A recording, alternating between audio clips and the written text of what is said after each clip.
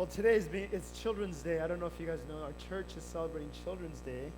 And for me, I'm going to go grab some children's stuff because I'm still a child too. But because of that, we're celebrating that. But I thought it'd be very appropriate as we're talking about faith to talk about the faith of a child or childlike faith. So if you have your Bibles, I want to read a few verses to you, and then I want to talk to you about childlike faith as it's discussed or talked about in the Bible. So we're going to be looking at Matthew chapter 18. You can grab one of those Bibles next to you if you need one. And in Matthew chapter 18, we're just going to be looking at the first four verses there in Matthew chapter 18. Okay? So grab your Bible there next to you and follow along. I always like following along because it really helps us to get a sense of the context. And I'm not just making it up. It really is in the Bible. Jesus spoke these words. So we're going to be looking at Matthew chapter 18, verses 1 through 4. Here we go. At that time, the disciples came to Jesus saying, "Who is the greatest in the kingdom of heaven?" And calling to him a child, he put him in the midst of them and said, "Truly I say to you, unless you turn and become like children, you'll never enter the kingdom of heaven. Whoever humbles himself like this child is the greatest in the kingdom of heaven." I have a confession to make this morning, and it's one I've made before, but I still don't know if I've fully confessed it enough before God in some ways. I have a bunch of cousins that all live in the Los Angeles area, and we kind of grew up together. We lived in Northern California. They all lived in Southern California. And every summer, they would ship off all my cousins to my house, and we would hang out for a month at a time, or we'd come down to one of their houses, and we'd hang out for a month. And it was basically we just took care of each other. We walked and watched movies. We took the bus. We did whatever. We just hung out. But my youngest uncle here in Los Angeles, he had children that were significantly younger. And so I had four, the fifth one came later on. But I had four guy cousins when I was in high school. And one was a year and a half older than I was. And so he was 17. I was about 15 and a half. And then I had one cousin who was a year younger than I was 14. And then we had a cousin who was about 10 years younger than I was, which was about 4 or 5 years old. And so he was finally old enough that they actually shipped him off and left him with us, just high school guys and, all of our cousins together at his house. And I remember and this is my confession, we traumatized him, this 4 or 5 year old boy, because he was so naive and young. And I don't know why I didn't have a younger brother. My other cousins didn't have a younger brother, and so he was the little one. And so we would tell him all these things. We would get him to go get us stuff, and we'd say, "Ask your mom for more money so we can go watch a movie tomorrow." Or, we just used him for everything. But I don't know what happened, and it wasn't my doing, okay? But I have to confess because I was complicit in it. But my older cousin thought it would be funny to tell my little cousin that he had a deathly disease and that he was going to die. And the way that he did it is that back then they didn't have internet and any of this stuff, but he said that if your, down there turns yellow, that it's going to fall off and that you might die. That's what he told him. And so he was just like, "What?" And then so he kept looking at it every day. And then one day I don't know where he came up with it. So, he's a normal guy with 3 daughters, and he's really a good guy. But back then he was just so jacked up, and I don't know why I followed along. So one day when my 4 or 5, I don't even know how old he was. He was still, baby, grown-up pull-up diapers. And my older cousin, got the idea of getting a yellow highlighter.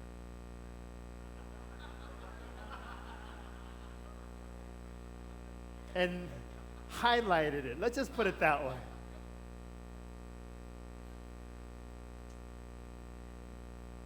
And so we totally forgot about it. He finished his nap. He woke up. And then he was constantly checking himself, right? So he comes running in. Ah! He says, "This is what you're talking about, 4-year-old kid." I don't remember all the things that we, but after he saw that, we laughed, and then we tried to convince him that it was all a joke. But he wouldn't believe us.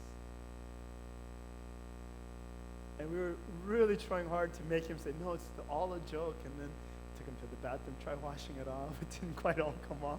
And he was just like not believing us now. He didn't believe us. We messed with him so much, he didn't believe us. He's like, I'm going to die. And then, his mom was about to come home. This is his house and stuff like that. And we said, don't tell your mom. Don't say anything to your mom. And we got in trouble for that one. But I still feel bad because I traumatized him so badly. To this day, he has no children, and he's still single. No, I'm kidding. I don't know. I don't know if that's part of the reason. But there is something there about childlike faith. There's something there that we need to learn about. I'm not talking about just gullibility or naivete or believing things just because other people tell you, but there's something there that Jesus is getting at here in this passage, that if we unpack it and we begin to understand, not being simple, not being naive, not being gullible, but being in the best way childlike and applying that to our faith, that is absolutely actually necessary according to Jesus to enter the kingdom of heaven. Without it, you can't enter the kingdom of heaven. For the longest time, when I thought about childlike faith, I thought it was just the ability to believe. Just like when you're a child, you just believe. You believe in Santa Claus, you believe in the Easter Bunny, you believe in the Tooth Fairy, you believe in whatever it is that your brothers or sisters that are older than you or your parents or whatever's on TV, you just believe it. And I thought that was the mark of childlike faith. But Jesus actually says, no, that's not what I'm talking about. And when we read this passage, we're going to find three characteristics of childlike faith. And especially me, as I'm getting older, I realize that if I don't maintain these things, what happens is that I begin to lose that which lets me draw close to God. Here's what happens as you get older, and especially the younger ones, I want you to listen to this. As you get older, what happens is you start having disappointments, more and more failures, difficulties, relational issues, problems, troubles come into your life. It's normal. It just happens. Everybody has it. At some point, you're going to get into a car accident, I mean, ask anybody over the age of 30, they've been in a car accident, whether they were driving or somebody else was driving. It's just the law of averages and statistics. And I'm not trying to get you down, but what I'm saying is as that happens, what begins to happen is because of all these bad experiences, because of relational breakdowns, of being hurt, there's a thing that happens in our heart, and what happens is we become cynical, we become skeptical, we become a lot more aloof on certain things, and as a result, our heart can become hard to certain things. And so I think it's really important, and I want to tell you really, especially at a young age, do not become cynical because there's problems. Don't let those things weigh you down and make your heart hard, but instead you need to come back, and what Jesus is talking about is, I want you to have this pure kind of faith, a pure kind of heart. And then he begins to describe what it looks like. But what's really important for us to understand is that we have to avoid becoming cynical and hardened in our hearts. Too often I find people who've lived a certain length of life and they believe in God, they've received the grace of God, but now they stop growing somewhere along the line because their hearts became calcified. It became a mass of scars, and they're no longer willing to go out and risk, and as a result, they stop growing. They stop going forward. We figure out how the game is played, and we figure out how not to play the game. Somewhere along the line, we make everything about ourselves and how not to do it. Sometimes what I find in Christians is that we lose the joy of just being in a relationship with God, and we make it a job of pleasing God, of trying to serve Him, of trying to look good, of trying to present ourselves in such a way that I deserve to be loved by God. And that's not the gospel. So what's going on here in this passage? That Jesus says to his disciples, if you don't become like this little child I'm putting in the midst of you, you can never enter the kingdom of heaven. He's saying you can't enter the kingdom of heaven unless you have this childlike heart and faith. So what is it? What's the opposite of being scarred and cynical and skeptical? Well, here's a few things I want to point out to you this morning. This is not exhaustive, but here's three main characteristics that I try to always keep in my life, and I hope that you will as well. The first thing is this. You have to learn to ask important questions. You have to learn how to, you go, what does that mean, Pastor James? Now, look at the very beginning of this passage. It says, at that time, and it was a very important time, a lot of things that Jesus was teaching them and showing them. You know what they came to? The conclusion, they asked a very stupid question. Instead of asking, what's the kingdom of God alike, and how do we grow more mature? How do we become more like you? They don't ask those questions. Instead, the disciples, all of them agree to come and talk to him, and they ask this question. This is the question that they come up with, the 12 disciples, to ask Jesus at this time. Who is the greatest in the kingdom of heaven? You know what they're asking? They're not asking anything. They're asking something stupid. They're not asking, how do I become great in your kingdom and serve? How do I become more like you? They're not asking that. They say, Jesus, will you number us 1 through 12? Who's where? They're asking, what's my status? What's my position? How do I look? Is what they're asking. And I think a lot of Christians, somewhere along the line, we get from the joy of our salvation, the joy of our faith, and we begin to ask the wrong questions in Bible study. We begin to ask the wrong questions as we're reading the Word of God. We begin to ask the wrong questions to our pastors and to one another. And sometimes when we get together, you know what we ask? You know, when pastors get together, we ask, how's your church doing? And basically it's like, how big is your church? How much is it growing? How much offering? How's your finances doing? And those are all legitimate questions, because sometimes when you look at those statistics and those numbers, you can figure out some things about the church. So I'm not just downplaying all of that. But instead, when we get together, we should be asking questions like, what's been exciting that God's been doing in your church? Do you see how that's very different? Sometimes we ask questions out of our insecurity. When we ask other people, how are you doing in your spiritual life? Sometimes it's a genuine question, but sometimes it's like, oh, if that person says they're not doing so well and I'm not doing so well, okay, then we're both good because we're both not doing so well. Right? I'm not saying it's a bad question, but instead we should be asking, how has God been blessing you? What have you been seeing? Or what have you been learning through hardships? How have you been growing? And see, instead of asking status and outside and external, visible kind of positional questions and where am I questions, those are important once in a while. But what's really important is, how can I become like you, Jesus? It's who I'm becoming, not who others perceive me to be.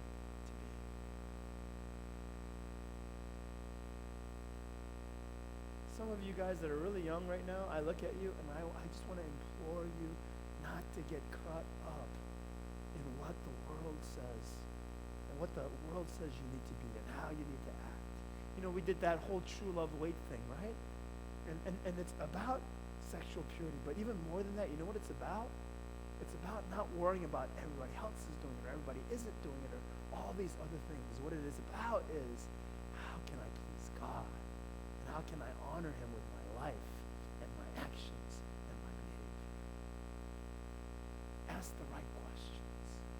Think about what's really important. Sometimes we miss out on our opportunities to ask the right questions. We kick ourselves afterwards and say, why in the world was I ever interested in that? Why was the way that I dressed or the things that I had or all these things so important when all of it just passes and fades? Is it so important?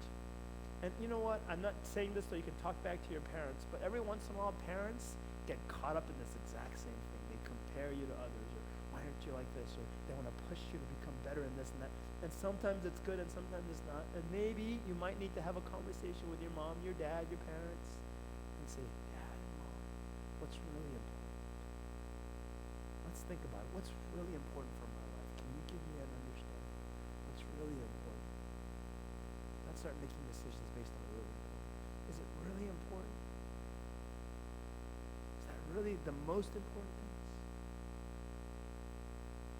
Who am I becoming?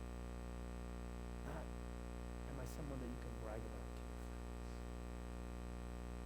The second thing that comes out from this passage that I think is really profound about a little child is, see, children, they don't care about position and status. They don't worry about, like, what they are, whether they have a title or not, especially when they're really young. They just care about learning. They have questions about, how does this work? How does that work?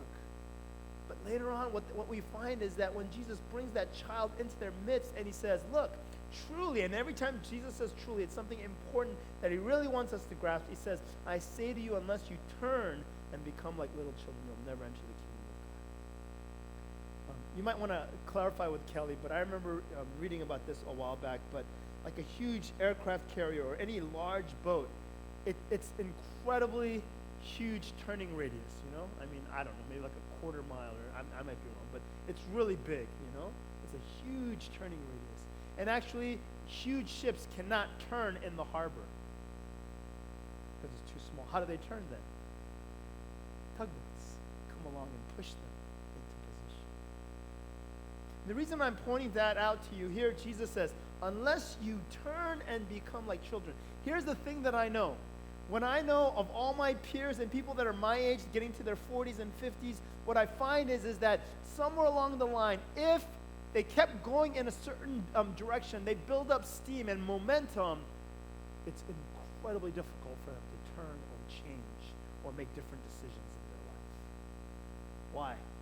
Because they've been going in the same direction for so long. You see what I'm talking about? They made little choices, and they kept making those little choices without even knowing it. Maybe they had this plan for, I'm going to get financially secure, and then, I'm going to serve God. And so they started going after them. They got a good college education. They got a good job, and that job got them promotions. They got higher and higher up. Now they got a mortgage, and they got, a family, and they got all these things that they want to buy, and they're going along that line. And it's about time for them now to kind of, make good on their promise and go and serve God, because now they've gotten all the things that they wanted. But now, because of the momentum of all the choices that they made, they can't turn somewhere else. It's incredibly difficult. And this is why with children, it's so amazing. They adapt. When you're younger, you can adapt.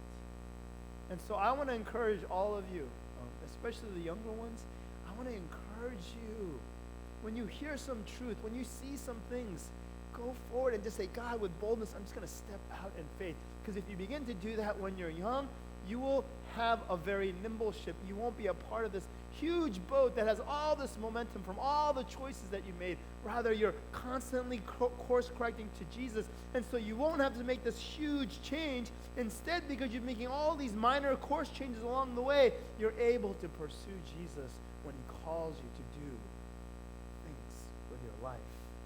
You're already ready because you've been doing it. You've already been heading towards him all that time. And so when Jesus says, unless you turn and become like children, see what happens is, for a lot of adults, because we've compromised and made so many choices in the wrong way, when God calls us, we compromise and we say, oh, Jesus, I can only do this much. I can only do that much. Instead of wholeheartedly going. I'll tell you, especially to the college and young adults, you guys are right there at a very critical, pivotal point. Because your whole life, the decisions that you make now and continue building on are going to add up. But if you make radical, bold decisions that aren't based upon what others perceive and what others want you to be, but rather what God wants you to be, and you become like a child and you say, God, wherever you lead, whatever you say, I'm going to have that flexibility. What's going to happen is that you are going to make huge impact. One of my favorite movies, and I know some of you are way, way too young to remember this, but go watch it on Netflix or whatever, but go watch Big with Tom Hanks. It's the best body swapping, whatever, become a, So he's a 13-year-old boy that gets into this body of a huge, a grown-up adult, 30-year-old adult. Who's seen it actually?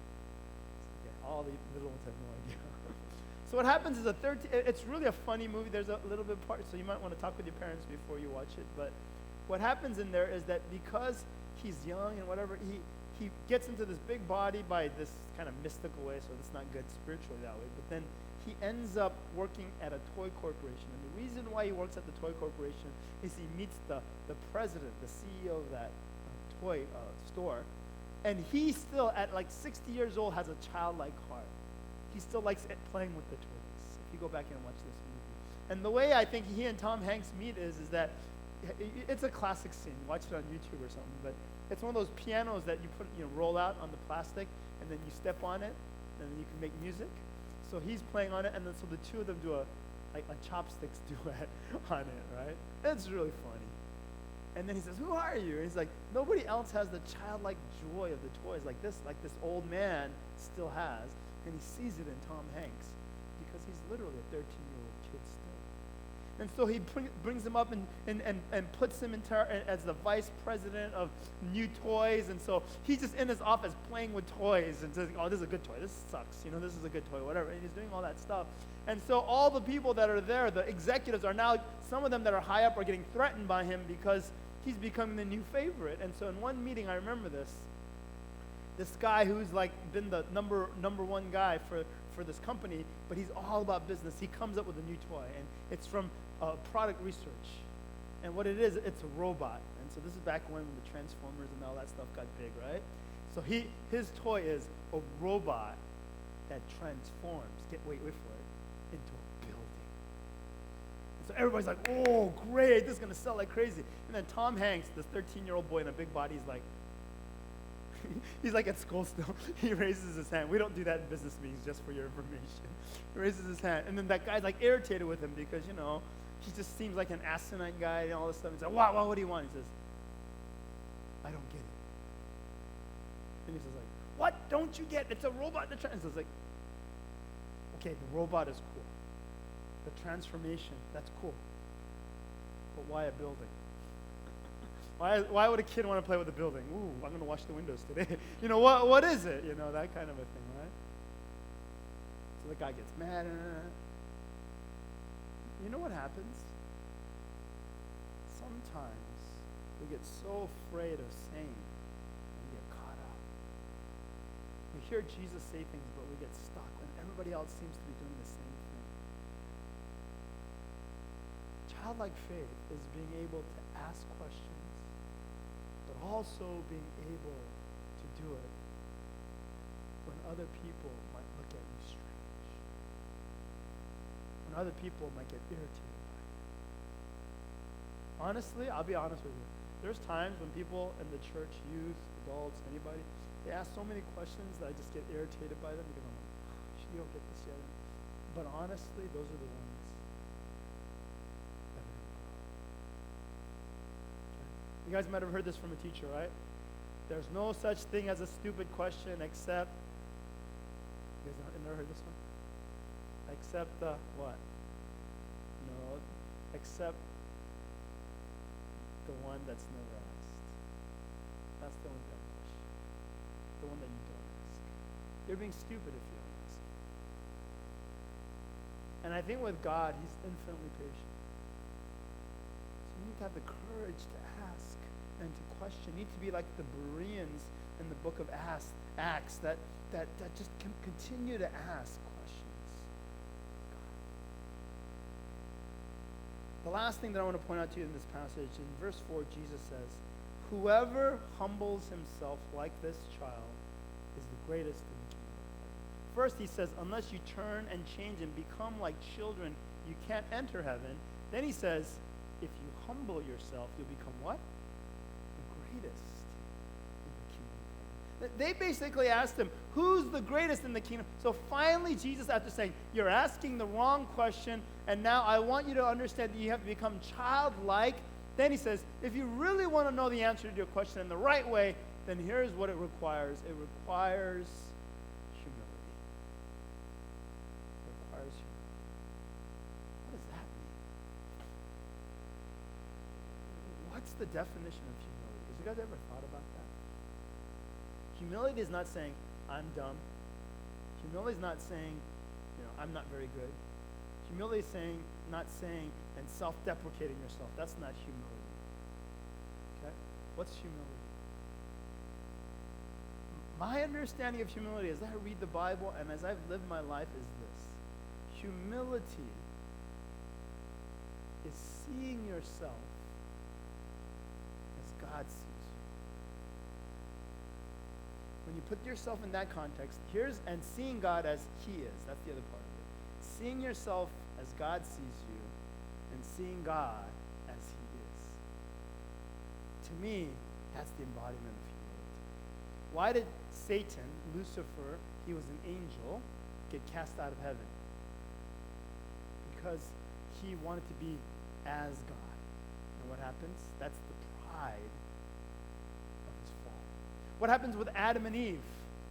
What was the enticement by Satan, the serpent, to make them eat the fruit of the tree of knowledge of good and evil? If you'll eat it, what's going to happen? You're going to become like God. Like God. When we aspire to become what we are not, or pretend to be what we're not, that's when pride comes into play. That's when humility goes away. It's when we see ourselves as we are. Now here's the beauty of it. The other part of this is see God as who He is, see ourselves as God sees us, and then in God, the way God sees us, He not only sees us as frail, limited, finite human beings, but He looks at us as beloved sons and daughters. So humility is not, oh, I'm not good enough. Humility is, I'm weak, I don't have much, and yet God loves me. And so the humility is actually, biblical humility is radically powerful. Biblical humility says this: I can't do this task. And a lot of Christians I hear that, I can't do that, Pastor James, that's too hard, that's too much, that's overwhelming for me, and then they say, so I can't do it. But biblical humility says, I can't do that task, but God, if you're asking me to do it, then I see who you are and who you created me to be, so I'll try, but you need to help me. Because you love me, I know you will. Do you see the difference? There's people who can stand up on stage and be amazing because they're gifted by God to use their musical gifts, and I love that. But I want them to do it in humility. And what is humility then? They see that they have that gifting, and they don't say, oh, I'm not a good singer.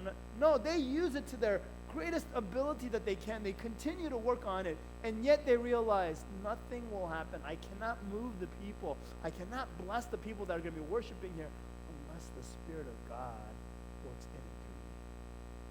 Same thing with my message. Same thing if you're serving the children or the youth, or even if you're just cooking or cleaning or whatever it is. You say, God, this is what I have, but I do it for your glory and for your kingdom.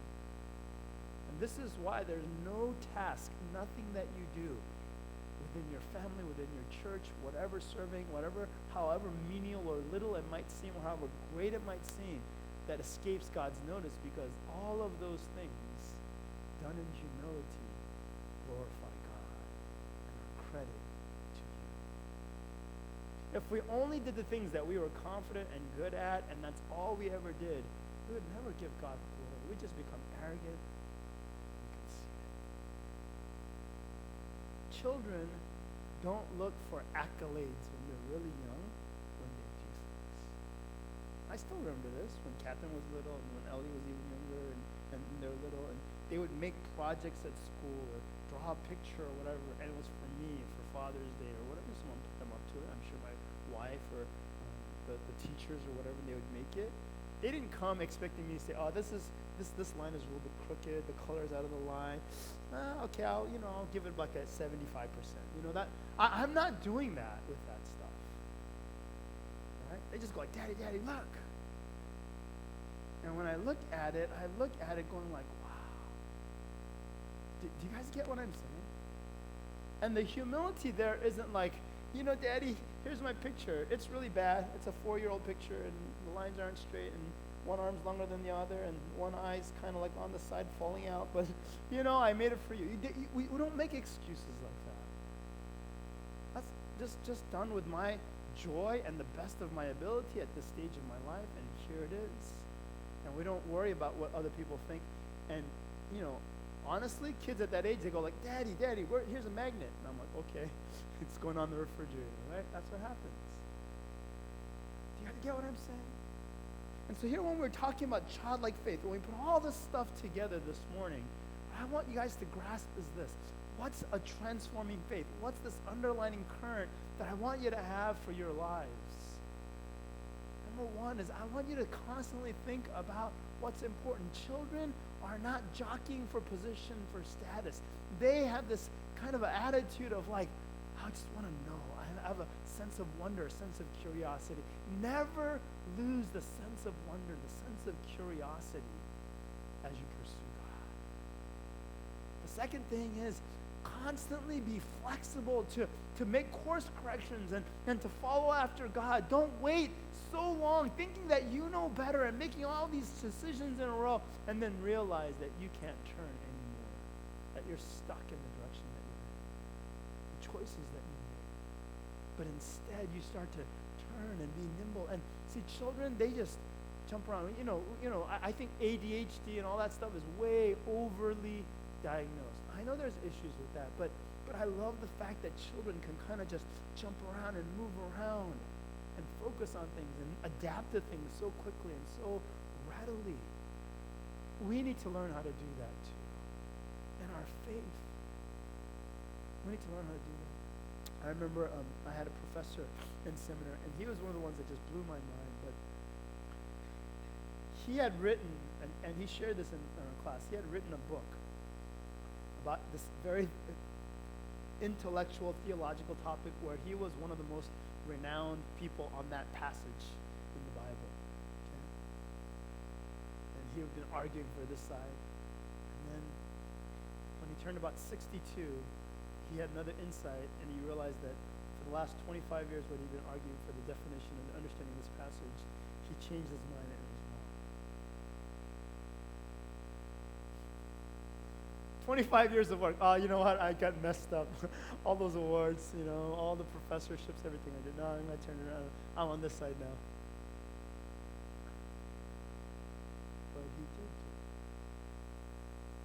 That's, if you read church history, and we've been studying some of it, the men and women that make an impact are the ones that ask questions and that are willing to change towards the truth of the gospel, towards the Spirit of God. We just say, you know what, I was wrong.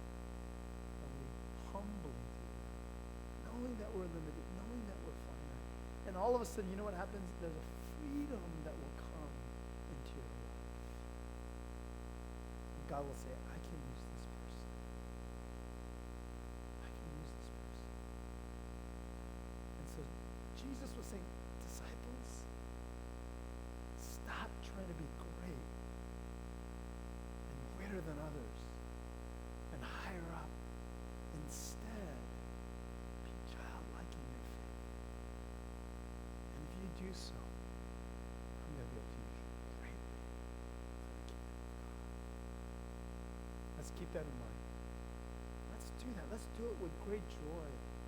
In the youth group, the college group, the adults, all of us, in our workplaces, in our schools, let's be different. Let's be salt and light. Let's ask different questions. People say, whoa, that's a different question.